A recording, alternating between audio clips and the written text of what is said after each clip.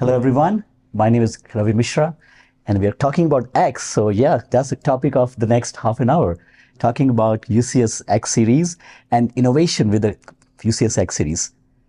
You want to introduce yourself? Yeah, thanks, Ravi. Hi, team. I'm Jonathan Gorlin. I look after our hyperconverged business within the Cisco Compute Group. So I'm going to come up a little bit later once we have a foundational and all the new announcements with X-Series. We'll talk a little bit about how Nutanix plugs into it all. Thank you, Jonathan. Take it away. Yep, thank you. So if you look at the journey, and I think this is my slide I always use, 15 years back, something differently happened in Cisco. We started building servers. That was the first time we built UCS, Unified Computing System, and we are still selling this chassis even today, even after 15 years. So think about all the innovation we did, future-proofing we did, kind of like fan, power supply. Think about when we came up with this chassis, at that time, CPU was like 4 cores and maybe 65 watt. Now, 350 watt CPUs with maybe 40 to 60 to 128 cores coming in. And we came up with this concept of the modules. And we took this concept from Catalyst 6500, where you have the concept of line card and supervisor modules. So we came up with that design, which was not there in the industry, and 6th generation of servers in one single chassis. And customer took the advantage of modularity. Right? And what happened also that was a part of the compute, but also we came up with unified management. The unified management, the whole idea was it completely based on a policy. So that was a definition of a server. There was no state on the server itself. There was no hardware ID. There was no MAC address on the server. So if I want to repair a server or replace a server, it's like a matter of hours. Sometimes you get a new server, insert into the slot, and you will see your Windows operating system booting inside the server. That was the power of UCS, which we built in, and also the unified fabric. If you understand that before UCS, if the customer wants to order a server, they have to make a decision that how I'm going to connect a network, how I'm going to connect to management, how I'm going to connect to storage. But with UCS, we virtualized the cable. We came up with the concept of unified fabric. So with UCS, you connect one cable on the A side, one on the B side. That's the minimum. You connect for the bandwidth, not for the functionality. And customer get all the benefit of unified fabric, where less number of port, power and cooling benefit. You don't have to buy so many switches. So what X-Series is doing today, when a customer want to deploy an infrastructure, these applications are driving that decision. The server for AI/ML is different from the server for VDI, is different from the server for VMware, is different from the server for big data. And that kind of like silos is creating in the data center a complexity, right? You have to buy multiple fabric to connect the server. You have to maintain the server. There's no concept of lifecycle management. And the challenge is that all these requirements for the application are changing very, very frequently. NVIDIA is coming up with a GPU every 6 to 9 months. And then are you going to replace your server after every 6 to 9 months? CPU and GPU life cycles are not the same. Why you have to do it? So when we launch X-Series 2.5, 3 years back in 2021, our goal was that if our customer can consolidate 70 to 80% of their workload in one single form factor, that's why we call X equal to B, X equal to C. It's blurred the line between blade and rack. The idea is that our customer can deploy most of the application on one single form factor, one single infrastructure. That will simplify the connectivity, that will simplify the management, that will simplify the life cycle, right? And we also brought Intersight. It is the one single software to manage all that infrastructure for the compute, whether you have a rack server, whether you have a blade server, whether you have X-Series server, whether they are in one place, whether they are in multiple locations all across the world, one single dashboard to see all your server, to manage those, to apply the global policy concept where you don't have to worry about, hey, I have a policy in US and I want to use the exact same policy in somewhere else because the application are same. You can copy that global policy into that location. You also have option of having a local policy. So completely policy-based management with Intersight, and also security. It has different model. It's based in the cloud. It's also air-gapped version with the virtual appliance. So whole idea here is that one single infrastructure and one single management model to simplify the customer decision for any infrastructure. The whole idea with X-Series was simple, flexible, future ready. We're also bringing a concept of fabric-based computing because these applications are requiring a lot of new kinds of resources, not only CPU and the memory, but GPUs. We have been seeing different types of disk, NVMe and all, even DPU. Yesterday or today, you have seen we talk about Pensando and all. The whole idea here is that how we can modularize these resources in a modular form factor and give those based on the policy. So that's where X Fabric is. In X series, we have X Fabric, which is PCI Gen 4 based right now. We are looking to upgrade to PCI Gen 5. But if you understand, there's a concept of CXL also in the industry, Compute Express Link, which is going to get popular for memory. The idea here is that if your application needs more memory, sometimes you cannot even buy the memory in the server and add that memory in the server. What if I can give you a pool of resources, a memory blade where you can share with the multiple compute servers? Same with the GPU also. Today we already have X Fabric with a PCI node for the GPUs. We don't have the sharing capability yet because most of the time, all these guys who are using GPU, they want their own native PCI bandwidth. They don't want to share, right?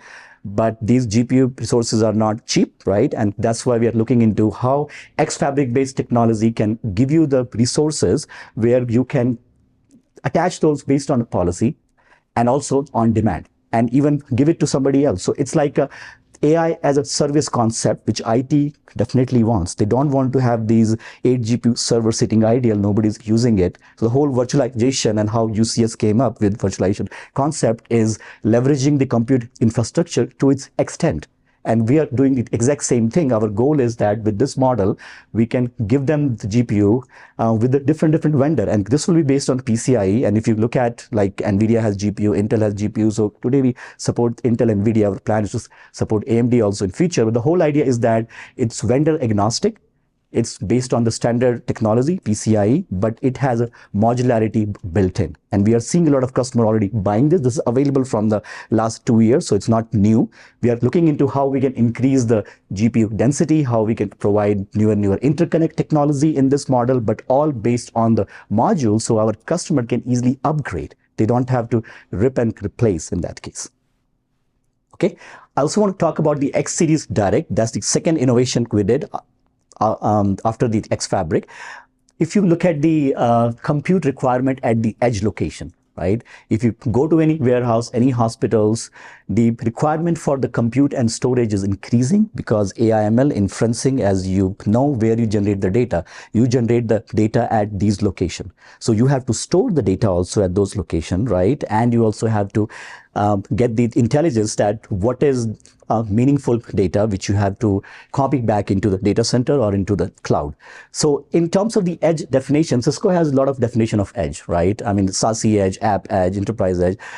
My focus is enterprise edge, what I'm talking about. And we are bringing a form factor for the edge. It's the same chassis which our customer are using in the data center, but it's a self-contained box. It's like a 7RU box with 8 servers inside, and all the benefit I just talked about, whether you want a GPU, whether you want any of those high-core CPU with Intel, AMD, blades, and all those options available with 1, 10, 25, 40, 100 gig connectivity on the Ethernet side and also 860/32 on the fiber channel side.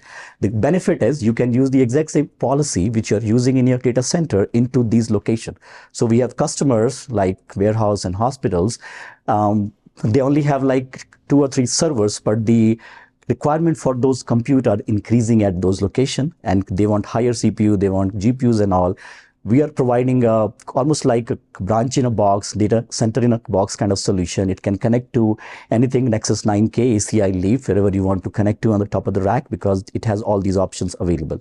But everything making it like almost like one box, where because most of the time these locations do not have any IT presence, so someone has to ship something from the data center and also send someone at that location to maybe connect it, manage it, and console it and all those. In this case, it's like the model is that you can pre-configure from the data center, send the box, ship the box, connect it into the network, and you can easily manage from the Intersight. In fact, from the Intersight, we have the workflows which can install operating system with the automation. It can also install the application on top of it. So simplifying that IT requirement and presence at the edge location is what X Direct is. And the goal here is that any application our customers are using, whether it's OpenShift, whether it's AI/ML, whether it's a flash tag, because you can connect that box to shared storage. You can connect that to Pure, NetApp, Hitachi, all the different kind of storage you can connect that box to. So one single kind of like a modular form factor, which is again modular, so you can upgrade and add what your applications are looking for there. Okay, the last one I want to talk about is AMD Compute. We just launched AMD Compute this week, and we are seeing that when UCS came up, we had this concept of unified computing. What does this mean?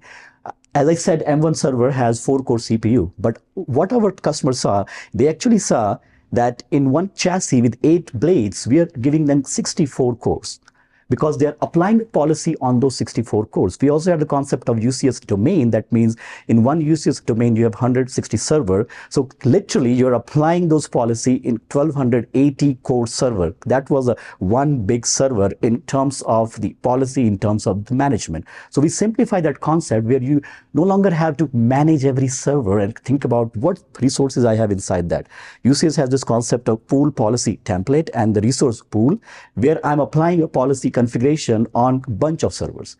And those servers can be a combination of different form factors also, right? 2-socket, 4-socket, different CPU also. But the idea is pooling of the resources. What we are doing with AMD is, yes, with Intel today, in 7RU with 8 server, we can provide 1,000 cores with 8 server. With AMD, we are doubling up the number of cores to 2,000. This is the highest density of any compute available today in the market. Right? In 7RU with 8 server, 2,000 cores. So think about massive consolidation of your data center. When we talk about VMware licenses, when we talk about power and cooling, we have customers who reduce their footprint from 60RU going to almost like 16RU. So overall requirement for the power, cooling, space, density, licensing, you can easily massively reduce in this case. And that's what the benefit it's giving. It's massive consolidation for all the footprint. And if you look at the blade, it has the exact same kind of architecture as Intel, right? So if the customer is already using X-series, they don't have to do anything. There's a slot available in that chassis. You just insert the blade inside. It has all the same kind of modules which we support today on Intel, like M6 and M7, storage controller, GPUs, and all those VIC with 25 gig, 100 gig, all those options are available, okay? So in short, this is the X-series portfolio I was talking about, that we have servers, in this case, 2-socket X-series server based on Intel, 4-socket X-series server based on Intel, and also the new entrant, which is 215C AMD Compute. All these chassis connect to Fabric Interconnect. Fabric Interconnect is our top-of-the-rack switch, which connects all these servers together. In that Fabric Interconnect, we have 2 generation, 4th gen and 5th gen. 4th gen is based on 25 gig, 5th gen is based on 100 gig.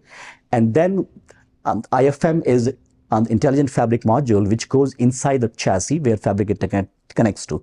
So that's our fabric. The unified fabric has 3 components: Fabric Interconnect, IFM, and VIC.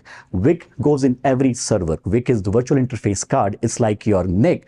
But what we did in the VIC, as I said earlier, we virtualize the cable. So based on my policy, I can create 50 100 gig ports on my server. I can create 100 gig ports on my server. Your server will see those as PCI devices. We use SRIOV as a concept. So based on the policy, we are creating those many IOs. That's where the VIC innovation was in UCS from day one. So VIC, IFM, and FI is part of the fabric. Then X fabric is our PCI fabric, as I mentioned earlier. So that goes inside the back of the chassis. It's based on the PCI. And the GPU node, which is PCI node, connects to X fabric. So X fabric connects between the compute node and the PCI node over the PCI bandwidth. So that's the complete portfolio. Any question I can answer in terms of what innovations are doing? So yes. is there any plan to support other GPUs than NVIDIA? Like you had the Intel as well, obviously. Yes. So how about the AMD? Yes, so AMD today have MI210, which is PCI GPU. We are looking to support that recently because AMD did not have the roadmap for that GPU, but now they are realizing PCI is the standard most of the customers are looking at, right? So yes. So what are the timelines for that? I don't have the commitment right now, but we are looking at maybe sooner in the next couple of quarters we'll support it. How many GPUs was maximum per blade? There was 2 or 3? So depending upon the GPU type, we have some GPUs which are full height, full length. Some GPUs are half height, half length. Yeah. So depending upon if you're talking about H100, which is dual wide, full height, full length, we can support 2 per server right now. And what is the maximum? Like if I go for like 800s, what is it? Like they're single, right? NVIDIA 800, 8100, sorry. 8100. Yeah. So those we can support 4 of those. So the whole idea is that the X-Series has the 54 volt DC power distribution. So we are able to save the power in that case, because if you remember how the voltage works, if voltage is high, current is low, what is heat? I square R. So heat dissipation for the exact same, if the voltage is high, will be lower. That's why your 20 amp cable versus 50 amp cable has different, kind of like thickness. So we are using less copper also inside. And the reason is that because it's a 54 volt DC, the dissipation of the heat also is lower from there. So we can power on those 600, 700 watt GPU in this form factor very easily. But it's very difficult to support that in the rack server, where GPU typically goes in the back of the server. That's not the coolest place inside the server, by the way, right? But in this case, the blade are in the front, so they get cold air. So our goal is to support even 600, 700 watt GPU like Blackwells and all in future. So the UCS X, is this like Cisco's edge solution now? No, it's a data center solution. It's like next generation of the B series. Today we have B series blades. So it's X series, but also you can use this at the multiple places. And that's where the X Direct is. X Direct is one box solution. You don't need any other switching or anything. It's like a self-contained box. You can connect that to the wall jack with 1 gig connectivity. So that's the edge solution, but exact same form factor, but used as the edge solution. Yeah, I know we're here for the talking UCS X, right? Not UCS-C. So I was just curious, how are you positioning UCS X? Yeah, because if you compare the rack and the blade, right? So every rack server is has its own power and cooling. Every rack server has power supplies, right? So think about in your home, you have a central AC. What if you have to put AC in every room? Which one is cost efficient? Which one is cheaper to manage? So that's what the concept is. In this case, we have power and cooling, which is completely shared. We have IO, which are completely shared, and everything is a module. Yeah, on the other hand, I was thinking, maybe I'm working with a different kind of clients, but I'm working with a client who has a small room in the brain side, Starbucks, etc. Yes. And it's deploying UCS X with 7 blades in there to run. Yeah, that's not the ideal place for it. Yeah, the warehouses are. We are looking into how we can even provide that also option later on. But the whole idea is that this is the journey we are starting. We are seeing more and more compute requirement at the edge location. So for your warehouses and for your hospitals and manufacturing plant location where you have 5 to 6 to 7 servers, this is the ideal solution. The CXL second tier memory support, that's only within a single chassis? There's no chassis to chassis sharing? So right now inside the chassis, we are looking at how you can go outside, whether it's a PCI over Ethernet, what are the technologies available. So we are looking at CXL committee to give us some recommendation there with CXL 3.0. But our goal is that inside the chassis, we should be able to support it first. And how about the support for the NVLink and stuff like that? So right now, those two GPU do not support NVLink, but we're looking at that if there is a way to support NVLink within that same kind of form factor. So yes, there is a debate going on with the NVLink, UL, and all those stuff. So Cisco is very active in that committee. So yes, we are looking into that. With the Ultra Ethernet and etc., right? Yes. Okay. With that, I will hand it over to Jonathan. All right. Thank you so much, Ravi. Take it away. Thank you. Here's the background on X-Series. It's going to do me a lot of favors. I won't have to introduce the basics and also the new innovations with the AMD blade, right, and the X-Direct module. I want to talk about the software that goes on top of all of this great hardware, right? And particularly Cisco and Nutanix, just within the last year, we announced a very strategic partnership to join up with Nutanix. So I want to kind of give you a little bit of an overview of that and then talk about our new announcement, which just happened yesterday at the show, where we're now supporting this on top of the X-Series platform. So just to give you a little bit of overview about this partnership with Nutanix. Hopefully you all have heard of Nutanix before. They're a pretty dominant force right now, and more relevant than ever. And really, when we set out to build this relationship, we wanted to be very strategic in terms of what we do with our partnership. And so we've leaned in really heavily with Nutanix, as if they have, in both directions across 3 key pillars. The first is co-engineering. So we actually have a joint roadmap with Nutanix where we're actually taking the pieces that Ravi talked about, our management plane, which is Intersight. We're actually integrating via API with the Nutanix tool sets, Prism Central, Prism Element. And if you're not that familiar with the Nutanix stack, you can think of this as almost like a vCenter equivalent, right? So we're integrating the virtualization plane that also does both VMs and containers, as well as storage stack with AOS. And so a key part of this is about integrating our products together to make them interoperate and do some really great things together. The second piece of our partnership is all about a joint support model. So this is where we've actually taken Cisco TAC and the Nutanix support engineering teams. We've integrated the case management tools on the back end via API. So you open up a case with Cisco, you get automatically, a shadow case gets created on Nutanix, all the case notes are in sync. The whole idea is so that customers can get quick support and we can do warm handoffs between the two companies. And then the final piece of the partnership, excuse me, is about the go-to-market, which is all about customers love to do business with Cisco. Many of them see Cisco as a strategic partner. And so rather than establish a whole new relationship with Nutanix as another partner, it's really about bringing all the existing things that customers love about doing business with Cisco, things like different buying programs, financing, consumption-based models, our EA program, our enterprise agreement program. So all the goodness that customers love about dealing business with Cisco, we get to bring that and all the Nutanix software onto our price list. So net, this is all about a really integrated experience where we're trying to create Nutanix to be an extension of the Cisco portfolio. And if you see the way we're doing that, we're doing it across engineering, natively in the product, we're doing it across support, and we're doing it across how we actually transact and how we actually support customers through the commercial aspects of it.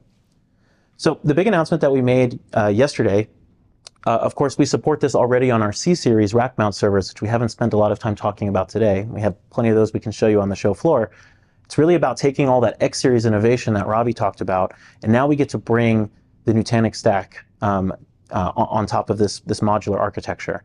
And this is the first time that Nutanix is going to support a modular architecture like X-Series. So we're going to have an exclusive with Nutanix to be able to support this. And as Ravi was explaining, X-Series is not the blades of 10 years ago that you're thinking about, right? Where you have limited drive space, you have limited I/O, you have limited expandability with GPUs.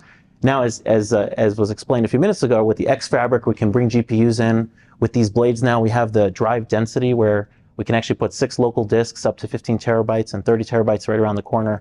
We can actually get to a point now in a blade architecture where we can actually completely move to a software-defined storage solution right inside of the chassis itself.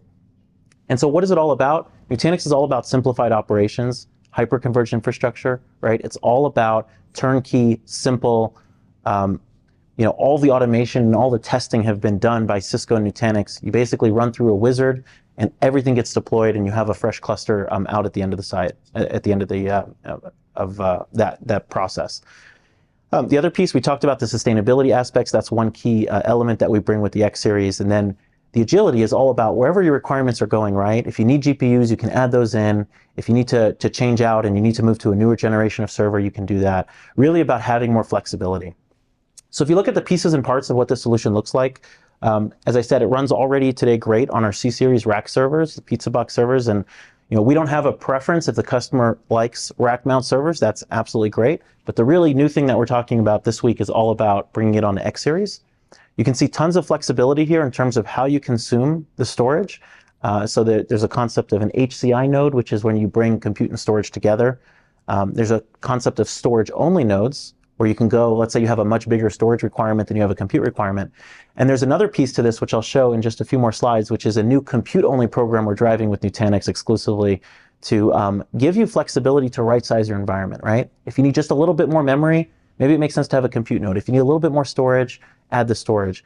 And their platform is super flexible to allow you to mix and match different types of configurations. You can see the 2 hypervisors we support, of course, Nutanix's own AHV hypervisor as well as ESX hypervisor. So we support both of those equally. And it really gives customers an opportunity to standardize on a platform and maybe over time shifting from one hypervisor to another, right? But it all runs on the same platform, the same storage services. And by the way, those services can also run in the public cloud. So you can stand up Nutanix in AWS or in Azure and have an exact same platform, whether you're running on-prem, in a data center, you're running in the edge, you're running in cloud. It's really a seamless platform that allows you that hybrid cloud mobility. The other place where we're adding flexibility is in terms of networking options. So Ravi was talking about our fabric interconnects and all the great things we've done to kind of unify all of the functions going across cabling and reducing that mess. So we can continue to do that with UCS fabric interconnects. And all of that is automated out of the box, right? So when you run the Nutanix installer, we'll provision all of the virtual networking, all the physical networking. When you add a new node to the cluster, you don't have to worry about missing a VLAN tag. I'm sure we've all been there before, right? But another option that we have is Intersight standalone mode. If you want to bring your own fabric, your own top-of-rack switch, if you're in an edge location that already has switches, you can absolutely build a best practices network on your own. So we're giving you flexibility in that sense. Since this is the big announcement, I wanted to just do one double click on the X-Series here with Nutanix. And these are all the concepts that you just heard about from Ravi, right? We're taking the X210C M7 compute node, can run ESX or AHV as a hypervisor with up to 6 drives. And we actually have higher drive density coming in the next generation of blades as well. So it's only going to get better from here. We've also got the PCIe node for GPU expandability. That's going to be supported as well. And we've got the IFM for all the switching, and we're supporting both the external fabric interconnects as well as the new X Direct that we talked about, where all the switching happens locally inside of the chassis. Okay, so all of these great innovations are going to apply directly to what it looks like to run a stack like this. Now, on top of that, again, I want to kind of come back to what our Intersight management platform was all about. We briefly talked about it, but it's really about having SaaS-based management, very similar to the Meraki dashboard, right? If you're familiar with Meraki, right? This is the same concept of where we're managing on-prem compute using a SaaS-based management platform. So it's not a platform that you have to stand up and worry about scaling and care and feeding. It's all SaaS delivered. And what we've done is we've taken Intersight, which is the way we manage all of this compute, and we've integrated it with the Nutanix toolset, which is Prism Central. And so traditionally what would happen here is we would have to, let's say you need to provision infrastructure at the edge. Typically what you do is you would ship the equipment to a staging site, you would unbox it, you would install the operating system, hypervisor, IP address, box it up again, ship it to the remote site, where probably some skilled person would have to go install it, right, and get it done. Instead, what we propose is a much better model. Again, this is very similar to Meraki, where we can drop ship the servers directly where they need to go in their final site. All we need to do is connect up network. It's claimed inside of Intersight. We can do everything remotely. Bare metal provisioning, OS installation. We can really manage this entire thing remotely. And what does that mean? It means that you can reduce the truck rolls. You can reduce the need to have to send expertise out to the remote site. And the reason we're able to do that is because we're integrated in the firmware of the server, right? We're so low level in the stack that we're able to do this. And so you can imagine a situation where maybe I want to change out my hypervisor in all of my remote locations, right? How would you do that today? You would have to have an army of people go out there and re-image boxes and open KVM consoles and do all that kind of stuff. With Intersight, we can do that all remotely. You can be thousands of miles away. And that's the power of bringing together the innovations that Nutanix have along with Intersight. And what we do really well with Intersight is distributed compute management, wherever that may be in the world. So this is really just restating what I talked about. So these innovations that we've launched with Nutanix really allows us to do this kind of zero-touch remote deployment, being able to do this at scale, and then also bringing some of the benefits of Intersight for day 2 management. So how do I get support, automatic log upload, getting a security advisory dashboard, and we're really working, and hopefully we'll come back and talk to you at another event about how we're actually investing very heavily in the day 1 ongoing operations between Prism and Intersight, right? So the first level of integration that we have, and this is shipping today, is for the installation. And then we're going to have expansions and upgrades. And then the next piece of it is how do we actually share telemetry and information between the 2 products to bring them as close together as possible, as I talked about at the outset. All right, last slide. Just want to talk about this announcement that happened at Nutanix's conference, which was just 2 weeks ago in Barcelona. We were very excited to see that this was the first announcement in the keynotes, and we're partnering with Nutanix exclusively on this concept of AHV server. And so the idea is they have their AHV hypervisor, and we want it to run in more places, right? And so the idea is partnering with Nutanix to figure out how can we bring more of customers' existing hardware estate in their environment into a Nutanix environment. And so this is going to be a new program where we can qualify very quickly new hardware platforms. So for example, we're starting with the B200, M5, and M6, because there are a ton of those out in the wild, and customers are saying, well, help me move to Nutanix without having to refresh all of my hardware, right? And then the second piece is there'll be a new licensing model to go along with this. So at the end of the day, this is about flexibility, giving customers more tools to reuse their existing hardware investment, and also right-size the environment, right? Where maybe I need more compute than I need storage, and so I want to bring in. And you can see kind of here in the picture illustration, you can mix the blade architecture with rack mount, even with our older blade architecture, which I don't show here. So again, it's all about giving customers that flexibility to get onto Nutanix as easily as possible. All right, and so happy to take any questions, and really just want to leave you with that we're really working hard to innovate with Nutanix to make this a great option for customers. So the architecture needs to be with the FIs, so no edge. So we support both architectures now. Yeah, when we first launched, it was FIs only, and we just launched about a month ago GA, what we call Intersight standalone mode. So now you can connect up to any top rack switch that you'd like, and it gets managed via Intersight. And run the Nutanix on top of it. Correct. Correct.